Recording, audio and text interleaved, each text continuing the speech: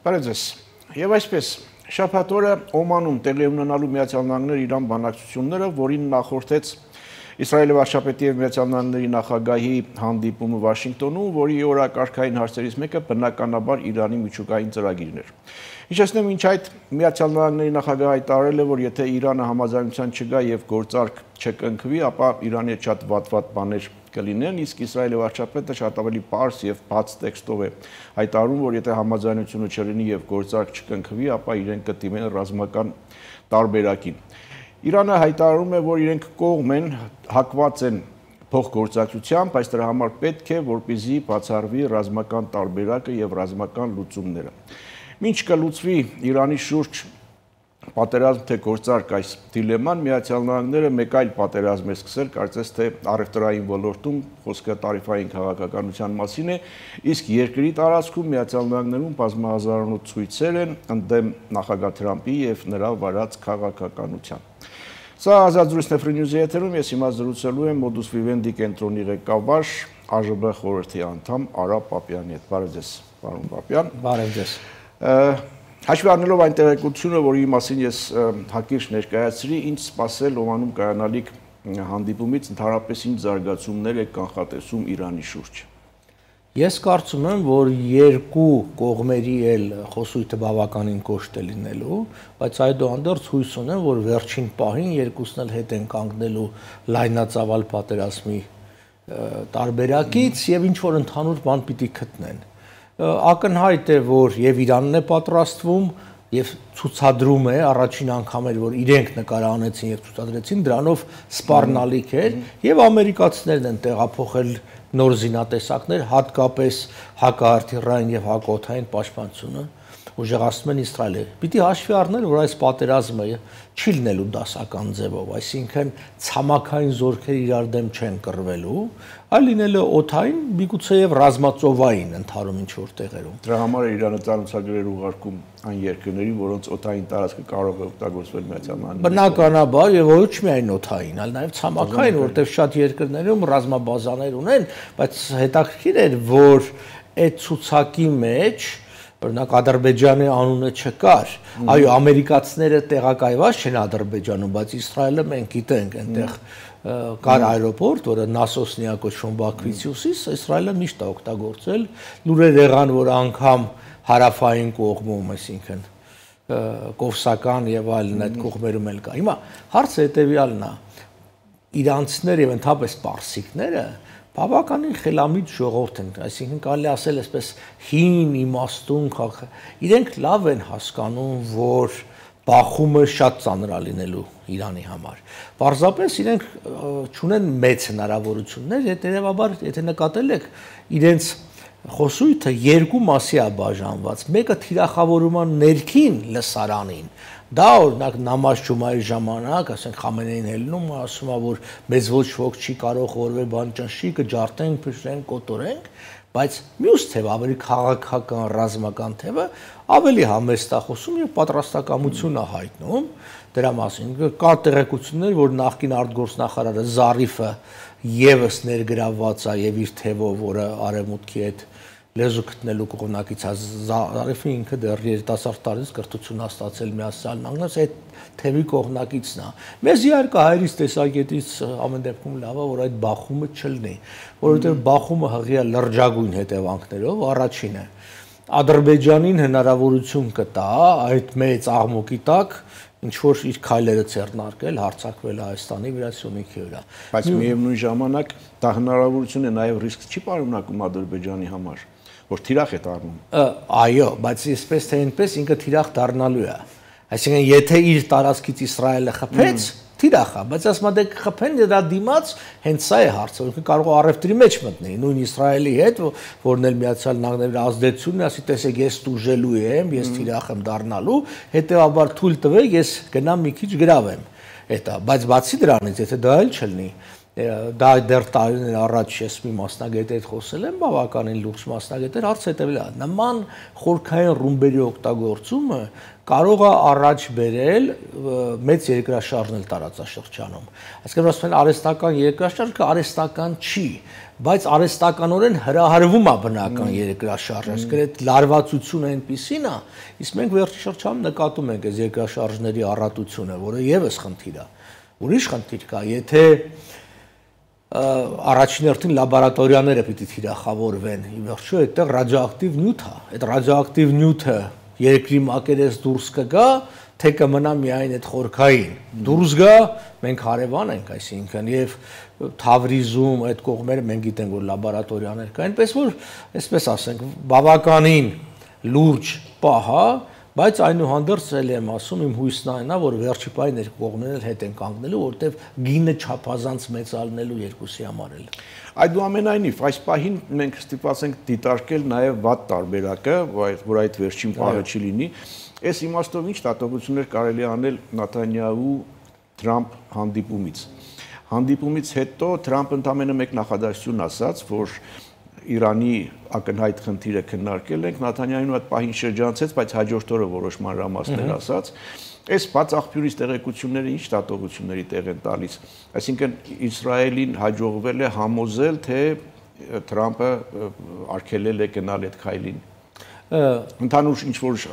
համաձայնության եկել են, թե չէ։ Նախ դուք ճիշտ եք, մենք կարող ենք խոսել բաց աղբյուրների մասին, բայց փորձը ցույց է տալիս, ես մի քիչ եղել եմ դրա մեջ, իրականությունն է, որ տակը շատ ավելի մեծ բաներ ա լինում, տարբերակներ եւ դրա մասին չենք իմանում, բայց Թրամփը այն մարդն է, դատելով իր անցյալից, դատելով իր քաղաքականությունից, որ պատրաստ է Իսրայելի համար ինչ որ բաներ անել։ Հիշեք, նրա օրոք էր, որ Երուսաղեմը ամերիկան ճանաչեց մայրաքաղաք եւ այլն, այդ ամբողջը մենք գիտենք կա։ Հիմա Նեթանյահուն շահագրգռված է եւ անձնապես եւ որպես պետական պաշտոնյա Իրանին հարվածելու։ Անձնապես, որովհետեւ իր նկատմամբ պահագին ընդդիմություն կա, այդ նաեւ դատական գործընթաց, նախկակշեղի եւ եթե ինքը հաջողությամբ դա արեց, դե ասում հաղթողներին չեն դատում, ինքը տվան կանի, մյուսը որպես պետական գործիչ դա հնարավորություն է կանխելու Իրանի ատոմային ծրագիրը։ Ընդհանրապես այս ատոմային ծրագիրը ես չեմ հասկանում Իրանը ինչի համար է, պարզ խոսամ, էլի, որտեղ Իրանը սովորական զինատեսակներով ուժեղ երկիր է եւ ոչ մի հարևան չի համարձակվի իր վրա հարձակվելու, այսպես ասենք։ Ատոմային զենքով ինքը միևնա չի ունենալու այն հզորությունը, որ կարողանա, չգիտեմ, Ամերիկայի հետ ոտքցի կամ ինչ որ որևէ երկրի հետ։ Ինքը ընդհակառակ այս դառնա թիրախ, այսինքն գիտեք ինչ է լինում, հաճախ քեզանից այդ սպառնալիքը տեսնելով, վախենալով առաջին իրենք են կիրառում եւ հիմա Իրանի դեմ հիմնական հաղթաթուղթը Նեթանյահու ձեռքին սա որ ասում այ եթե իրանք ունենան, իրենք Իսրայելին կոչնչացնեն, իսկ ցավոք սրտի նաև այդ հռետորաբանությունից հետ չեն կանգնում իրանցիները, որտեվ կարելի ասել, ասենք, հա Իսրայելը պիտի, չգիտեմ, օկուպացված տարածքներն ազատի, բայց այդ երկրի գոյությունը պիտի ճանաչի։ Այդ չի կարա չճանաչի, այդ երկիրը օրինապես ստեղծվել է, հիմա վատ է, լավ է, բան, ստեղծվել է, դու չես կարող մի կողմից ասես, որ այդ երկիրը գոյության իրավունք չունի, եւ չակնկալել, որ այդ երկրին ինչ որ պետք է պաշտպանեն, բանը։ Այնպես որ Ամերիկան հիմա ամենապրոիսրայելական դիրքերում է գտնվում, եւ Նեթանյահուն փորձել է օգտագործել, բայց էլ եմ ասում, այնտեղ ի վերջո կան հատկապես զինվորականների մեջ խելամիտ մարդիկ կան, իրենք հասկանում են այս ամենը։ Դուք վիճակում եք Իրանի ատոմային զենք ունենալու հիմնավորվածությունը, բայց իրենք չեն էլ ասում, թե մենք ատոմային զենք ենք ուզում։ Իրենք ասում են խաղաղ նպատակներով։ Հիմա դե արի հասկացի, թե որտեղ է ճշմարտությունը։ Չէ, դրա մեջ ինչ որ չափով ճշմարտություն կա, բայց խնդիրն այն այդ որ վերահսկման մեխանիզմները որ գոյություն ունեն, Վիենայում գիտեք, Մագատեն կա եւ այլն, այնտեղ ահագին Իրանը սահմանափակումներ ա դնում, պարբերաբար դուրս է գալի մյուսին։ Այս կողմ այնտեղ իհարկե նաեւ բան է առաջացնում շատերի կողմից, որ ոնց աշխարհի ամենահարուստ երկրներից մեկը նավթով ու գազով, որ հաճախ այդ գազը անգամ չի կարողանում արտահանի ամբողջությամբ այրում է, այսինքն շատ ավելի տրամաբանական է, որ ջերմոէլեկտրականություն։ Բայց այստեղ ամենը շատ հուզում այն պահը, կրկնում եմ, հռետորաբանությունը։ Իրանի հռետորաբանությունն է ռազմատենչ, իր վարքը ռազմատենչ չի։ Եթե նայեք Իրան-Իրաքյան պատերազմից հետո այդ երկիրը կռիվ չի արել, տերորիստական որևէ ակտի մեջ չկա։ Իսկ եթե պատասխանում են ամենը դեմքը փրկելու համար։ Դեմքը փրկելու համար մենք նախորդ անգամ էլ խոսում ենք, հիշում եք, որ հրթիռակոց է, այնպես կհրթիռակոծի, որ շատ վնասներ չլինի, որ շատ աղմուկ չլինի, բայց ինքը ապահովի եւ այլն։ Շատ երկրներ կա նույն Միջին Արևելքում շատ ավելի ռազմատենչ են քայլերով։ Նայեք հարևան Թուրքիան, Իսրայելի վարկաբանությունը Ես նշեցի, որ Իսրայելի վարչապետը առաջին օրը շրջանց հետ հարցը, բայց երկրորդ օրը որոշակի մանրամասներ հաղորդեց, որ Իրանը երբեք չպետք է ունենա միջուկային զենք եւ այդ հարցը պետք է լուծվի նույնիսկ Լիբիայի տարբերակներ առաջ քաշում, դա ինչ է նշանակում։ Այսինքն Միացյալ Նահանգների հսկողությամբ պայթեցնել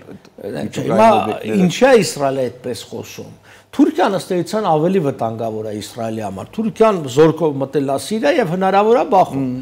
Բայց Թուրքիայում չեն խոսում Իսրայելի ոչնչացման մասին։ Գուցե իրաց մտքի մեջ կա, բայց չեն խոսում։ Իրանը խոսում է, թե ես վստահ եմ այդ ոչնչացնելու ինքը ծրագիր չունի էլ։ Ուղղակի ուզում է ցույց տա, որ ինքը ինչ որ պաշտպանում է եւ այլն եւ այլն։ Այստեղ զուտ ռետորաբանության խնդիր է եւ Իսրայելը արդարացման պատրվակներ է գտնում եւ այդ ազդում է Ամերիկայում։ Ես գիտեք ամեն տարի Սենատ կոնգրես գնում եմ մեր հարցերով բան, երբ որ դուք քայլում եք այդ միջանցներով, ամեն երրորդ դրան վրա we stand with Israel, մի հատ բան է փակցրած պաստառ, բան, այդպես է։ Հիմա չգանք արմատներ ինչու է այդպես, բայց այդպես է եւ անտեսել այդ լոբի ազդեցությունը, անտեսել Իսրայել-ամերիկյան հարաբերություն, տեսեք Թրամփի հետ ով է առաջիններից մեկը, որ խոսում էր։ Նաթանյանը արդեն երկրորդ, երրորդ անգամն է Թրամփի հետ խոսում։ Իրենց հարաբերությունները շատ, այսպես ասած, ընկերական եւ չմոռան, որ Նաթանյանը երկար տարիներ Նյու Յորքում եղել է Իսրայելի ներկայացուցիչը, այսինքն ՄԱԿ-ում, եւ այդ ժամանակվանից էս է գալիս, այսինքն այս տարիների ամբողջ պատմություն ունի։ Դրա համար եթե իրենց իս ձեռքով ստեղծած բառային որոգայթից դուրս կան, այդ մի քիչ սովետին է հիշացնում։ Ես 92-ին առաջի անգամ Թեհրան գնացի, հələ սովետը նոր էր քանդվել։ Տպավորությունը որ սա կրոնական սովետ է, նույն կարգախոսները, հակաամերիկյան, նույն այդ բաները կար, այդ եւ հաճախ ոնց որ սովետներ ինքը հայտնվում է իր ստեղծած գաղափարախոսության թակարդի մեջ, բայց հարկադրված է հայտնվել այդտեղ, այսինքն պատասխանել այդ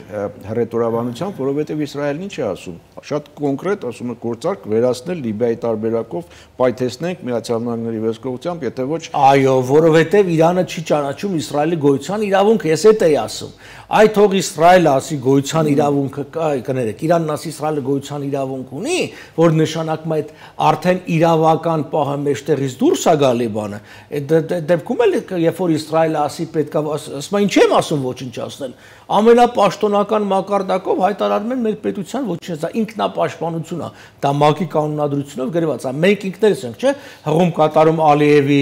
խոսքերին, որ ասում է Հայաստանը ֆաշիստական երկիր է, պիտի ոչնչացվի, մենք էլ ասում ենք, տեսեք, սրանք ինչեր են ասում, բնականաբար եթե այդ խոսակցությունը կա, դու միշտ կարող ես օգտագործել, թե Ալիևի պարագայում ասում է ձեռը ճարել լինի, վաղնել մեզ կոտորել։ Իրանի պարագայում այդ ձև չի։ Իրանը,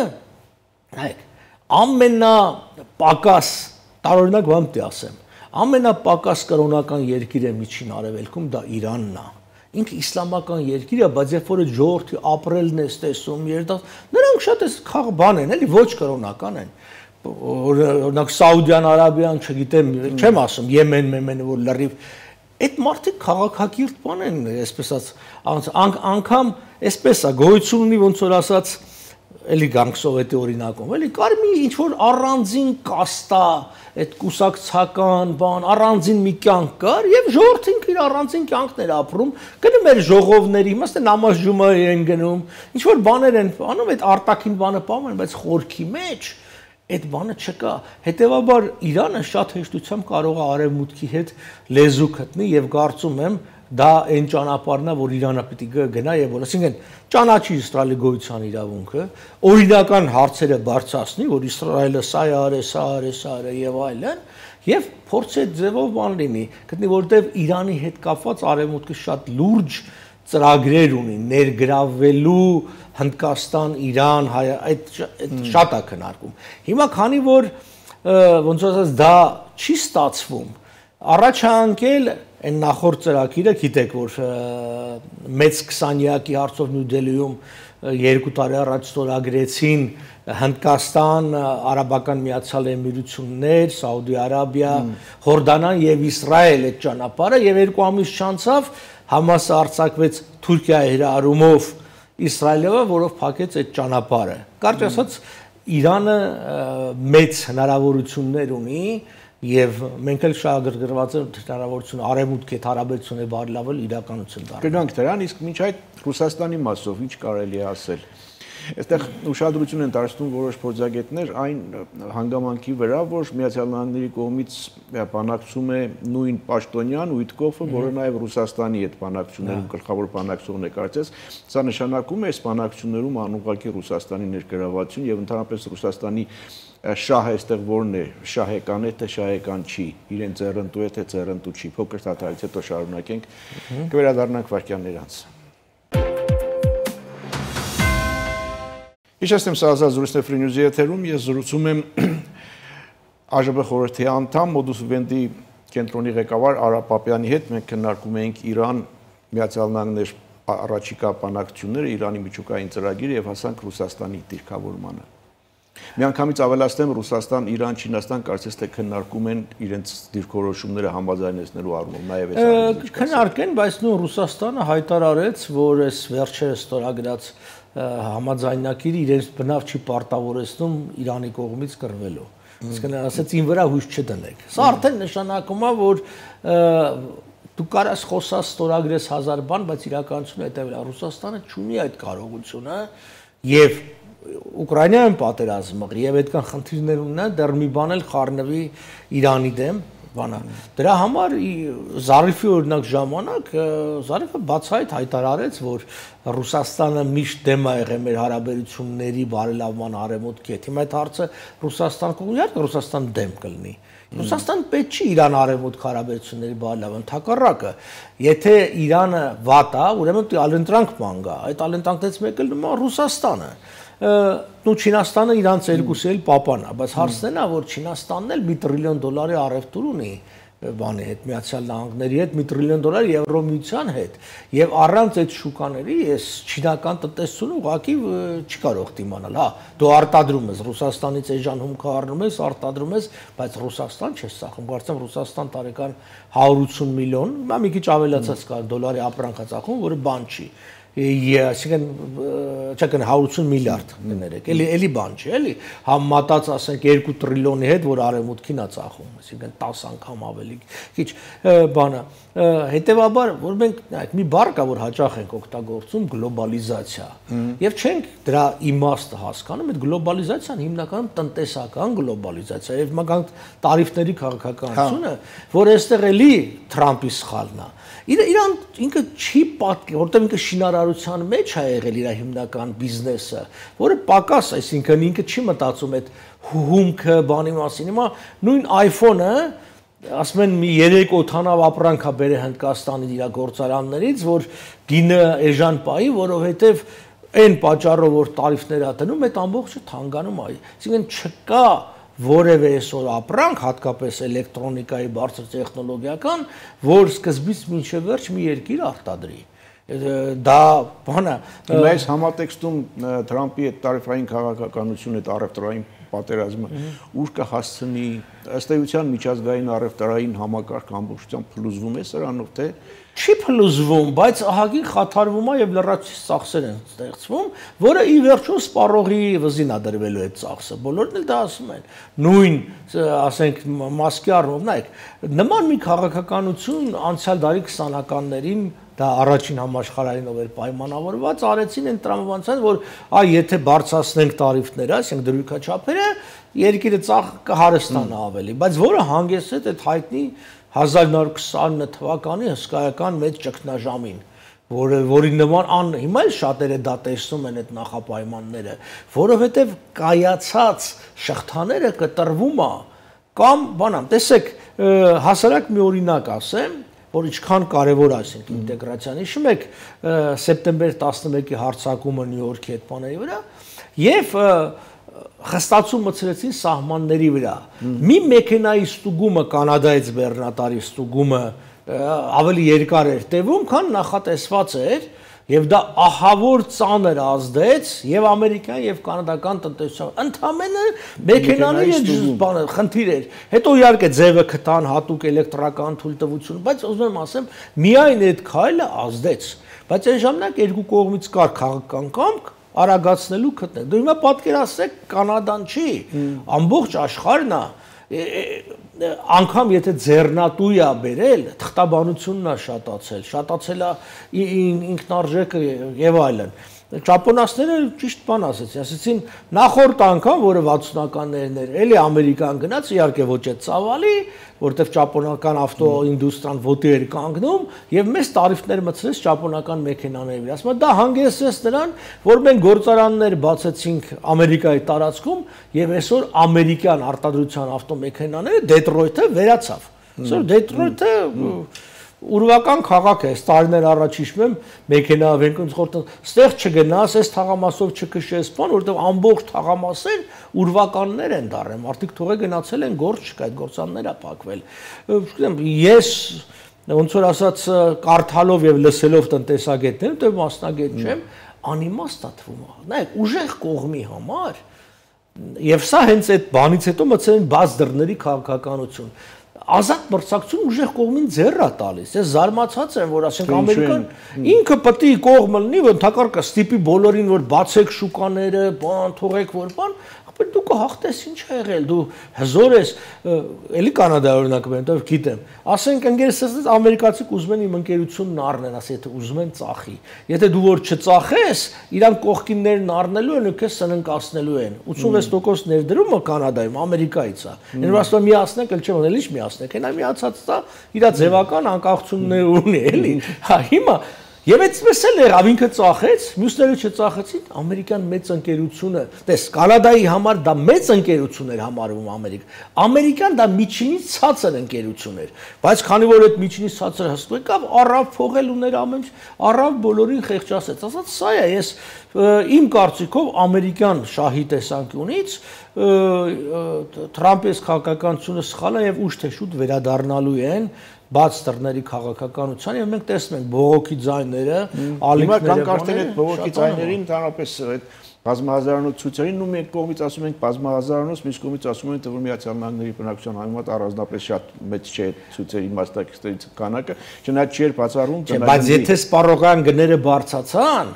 այն ամերիկացիք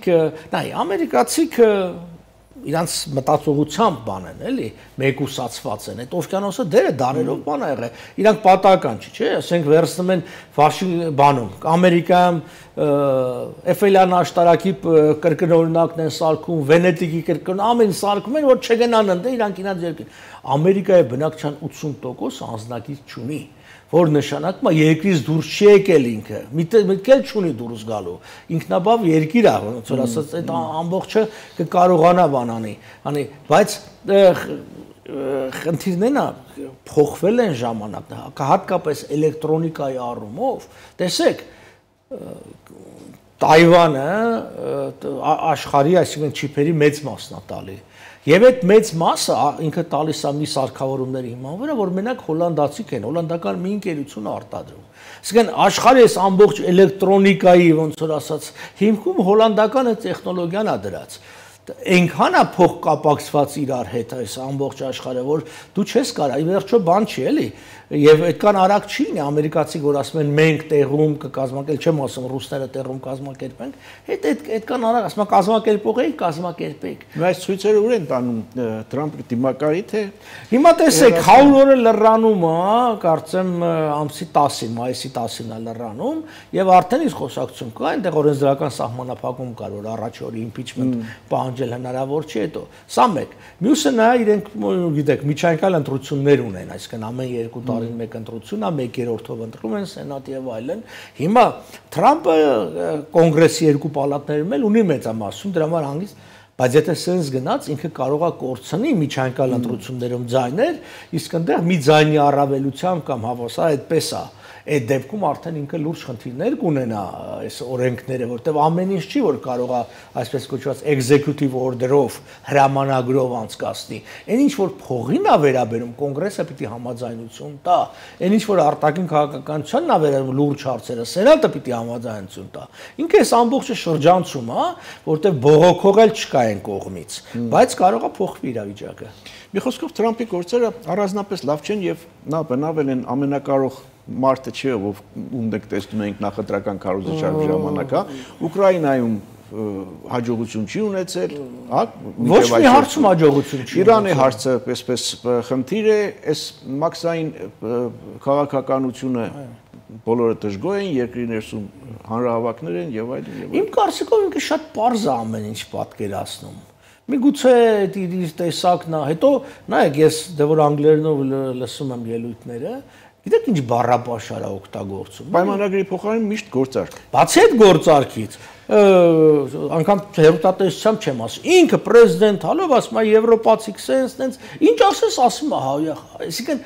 գիտեք, ես ինձ դնելով այդ եվրոպացի ղեկավարու տեղ, իմ հասցեին նման բան որ ասում եմ, վիրավորված եմ արդեն ասում, այսինքն այդ մարդկանց տեղ չի թողում, որ իրենք բան անեն, այդ face saving-ը էլի կոչվում է, այսինքն դու քո ընտրողի քո ժողովրդի առաջ խայտարակ ես ելնում, այն մարդը քո մասին ինչ ասես ասում է, ու դու ստիպված պետք է հակադրվես, ստիպված ինչ որ եւ սա բերում է նրան, գիտեք, Թրամփը տարիքով մեծ մարդ է, բայց տպավորությունն է նա, որ լսում ես այն բան կա, այն պատանեկան ակլորանալու ինչ որ մի բան կա, որ սենց սաղից սենց կանեմ, կկզսնեմ, ես կանեմ, կստիպեմ, ասում են ոտ, մենք խոսում ենք այդ կայացած տնտեսության քայքայման մասին, էդի վերջո միլիոնավոր մարդիկ կորցնելու են, սննկանալու են, ինքը իբր մարդկանց մասին է մտածում, խոսում է, որ իբր նրանց համար եմ ուզում անեմ, բայց հետևանքը կարող է այդ մարդկանց համար, ասենք, շատ վատ լինի եւ այն որ Ամերիկան արդեն իմիջային առումով ահագին կորուստներ ունեցել է, դա պարզ է, ֆինանսական առումներով կորուստներ ունեցել է, անգամ ռազմական այդ առումով որ հուցիների բան ասենք, Էդ էլ երբ որ ռազմական մասնագետն ասեն դրա իմաստը որն է, էլի, այսինքն, որտեվ դու միշտ պիտի հաշվարկես քո կատարած ծախսերն ու ջանքերը եւ արդյունքը չնչին է։ Այդ արդյունքները ինչ որ ինքը ունի, դա շատ ավելի ցուցադրական արդյունքներ են, բայց գործնական առումով դեռևս չգիտեմ, բան չկա եւ հիմա հարցն էլ սա է, մեր տարածաշրջանի առումով անորոշությունները էլի շատ են։ Ես հաջորդիվ դրան պիտի կայի եւ դրանով էլ ավարտենք։ Ну Ուկրաինայի մասին չխոսեցինք, բայց արձանագրեցինք, որ արդյունք չկա, Իրանի մասին տեսնենք Իրանի շուրջ ինչ կլինի, այդ տարիֆային քաղաքականությունը, հանրահավաքները եւ այլն, իսկ հարավային Կովկասում Միացյալ Նահանգների քաղաքականության եւ ռազմավարական առաջնորդությունների մասին ինչ որ հստակություն ուրվագծվում է ձեր մոտ, թե տեղի անորոշ է։ Չէ, ավելի շատ անորոշ է, որտեղ ես առիթ ունեցել եմ ասելու, ես այդ համոզմանն եմ, դա քաղաքագիտական ոնց բոլոր տեսություն ընդունում են, որ Հարավային Կովկասի նկատմամբ քաղաքականությունը մեծ երկրների ածանցյալ է Իրանի նկատմամբ քաղաքականությունից, Թուրքիայի նկատմամբ քաղաքականից եւ Ռուսաստանի նկատմամբ։ Այսինքն այդ տարածաշրջանը դրանց հետ կապված է դիտարկվում, ինքը մեկուսի չի դիտարկում։ Այսինքն թե Իրանի հետ ոնց լեզու կգտնեն, դրանից էլ Հարավային Կովկասի նկատմամբ քաղաքականությունը կփոխվի դրական կամ բացասական։ Նույն Ռուսաստանում, այսօր Ռուսաստանի հետ վատ են, բնականաբար Ռուսաստանին դուրս մղելու քաղաքականություն է իրականացվում։ Դե կոնկրետ ասենք նախորդ վարչակազմի ժամանակ Ուկրաինա 2023-24 թվականներին անդադ շեշտադրում էր միջանցքի կարևորությունը որպես ռազմավարական առաջնահերթություն Միացյալ Նահանգների համար, հիմա Միացյալ Նահանգների կողմից այդ մասին ես որ բան չեմ լսել, կարծես թե որևէ մեկը որևէ բան չի ասում, փոխարենը Եվրամիությունն է ակտիվացել այս հարցում այդ Եվրամիություն կենտրոնական ասիական Ուրսուլա ֆոն դեր Լայնի, ընդ որում միջանցքի մասին են խոսում գլոբալ դարպասներ ռազմավարական ծրագիր իրանց անունով, իրանց Չէ, իմ կարծիքով ի վերջո Եվրամիությունը առանց Ամերիկայի չի կարողանալու լուրջ խնդիրները լուծի, որտեղ ռազմականապես այսօրվա վիճակով ինքը այդ կարողությունները չունի։ 2-3-4 տարում կկարողանա, եթե հետևողական։ Ուղղակի իրականացնելով նման քաղաքականություն, իրանք նաև Միացյալ Նահանգներին են դրթում, որտես եթե դու չանես, մենք անում ենք, այսինքն քո տեղը մենք ենք մտնելու։ Եվ դա որ ամերիկացին նույն Թրամփը ցույց տալիս, որ ես այդքան մենք ծախսեր ենք անում, հասկանալ է, բայց քո համար ես նաև անում։ Այն օգնությունը, որ դու տալիս ես Աֆրիկայում կամ այլ երկրներին, դա նյութականանում է պատղավորվում է այլ բանի տեսքով, քո ազդեցությամբ, քո հեղինակությամբ, բայց ամեն չամար դու վճարես, այդ ծավա կյանքը։ Ասում եմ, համ ուզում ես քեզ հարգեն թիվ 1 երկիր, համ ուզում ես ձեռդ գրպանը չտանես, Թրամփը այդպես ասում է, չէ, ես չանեմ, բայց իրանք ինձ հարգեն կամ ինչ-որ մի բան անեմ։ Մյուս կողմից, այն տասնյակ եւ հարյուրավոր միլիոնները, որ ինքը տալիս է օգնությունների, Ամերիկայի համար փող չի։ Ամերիկայի այսօր համախառնական 29.5 տրիլիոն դոլար է։ Այն որ ասում են ամերիկան պարտքերի տակ է, Ամերիկայի պարտքը 32 տրիլիոն, այսինքն ընդհանրապես իրա մի տարվա բանն է համախառնել կարծես դա փող չի։ Պարտքեր, այսինքն Ամերիկան այնքան հարուստ է, սա բացառիկ աշխարհի պատմության մեջ չի եղել նման հարստություն կուտակած երկիր, բայց նման երկիրը նաև այո, հարուստ ուժեղ երկիրը պիտի պատասխանատու լինի։ Ինչ որտեղ էլ, այո, ինչ որտեղ պետք է դու ավելի ծախս անես։ Այդ ինչպես հարուստ մարդը ունի հասարակության նկատմամբ պարտավորություն, ինքը պիտի բարեգործություն անի, ինքը պիտի, չգիտեմ, իր մասին միայն ընկերություններին չեն պարտադրում մեծ ընկերությունները, հատուկ նույնն էլ մեծ երկրները պիտի անեն։ Հակառակ դեպքում դու մեծ երկիր չես, մեծ երկիրը միայն ռազմական ու տնտեսական հզորությամբ չի, նաև աշխարհին ոնց ասած տեր կանգնելու, օգնելու գործը պիտի անես։ Շնորհակալ եմ զրույցի համար։ Հետևենք իրադարձությունների զարգացումներին, սա Ազատ զրույցներ Free News-ի եթերում, ես զրուցում էի Modus Vivendi կենտրոնի ղեկավար ԱԺԲ խորհրդի անդամ Արա Պապյանի հետ, կհանդիպենք։